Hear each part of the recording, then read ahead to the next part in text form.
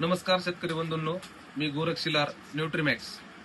आज बघायला गेलं तर माझ्या सर्व हळद उत्पादक शेतकऱ्यांना एक सांगायचं आहे की आपण हळदीचं उत्पादन हे आपल्या भागामध्ये बऱ्याचशा प्रमाणामध्ये हळदीचं उत्पादन घ्यायला लागलो. तर हळद उत्पादनामध्ये जर बघायला गेलो तर वॉटर सोल्युबल खताची भरपूर प्रमाणामध्ये गरज असते की ज्याच्यामध्ये सुरुवातीचा जे वॉटर सोल्युबल जे ग्रेड आहे हा 1919 आहे.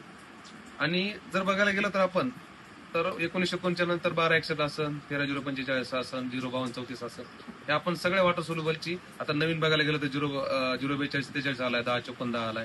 त्याच प्रकारामध्ये सुरुवातीचा जर ग्रेड असन हा तर स्टार्टर ग्रेड म्हणून ओळखला जातो. तर 1919 ह्या ग्रेडची सर्व शेतकरी बांधवांनी सुरुवातीची जी ड्रिचिंग असन एकेरी 5 किलो 1919 ची ड्रिचिंग करावी आणि त्याच्यासोबतच ह्युमिक ऍसिड ची एकरी 500 ते 1 किलोची त्याच्यासोबत ड्रिचिंग करावी. तर असं दोन्हीचं कॉम्बिनेशन करून समजा एकरी 5 किलो 1919 आणि त्यासोबत एकरी 500 ते 1 किलोचे ह्युमिक अशा दोन घटकाचंही ड्रिचिंग करून आपले जे पीक आहे या पिकासाठी योग्य प्रमाणामध्ये जे अन्नद्रव्याची गरज आहे त्या अन्नद्रव्याची पूर्तता होऊन आपलं जे पीक आहे ते पीक दमदार वाढ करते. एवढंच सांगतो. जय हिंद.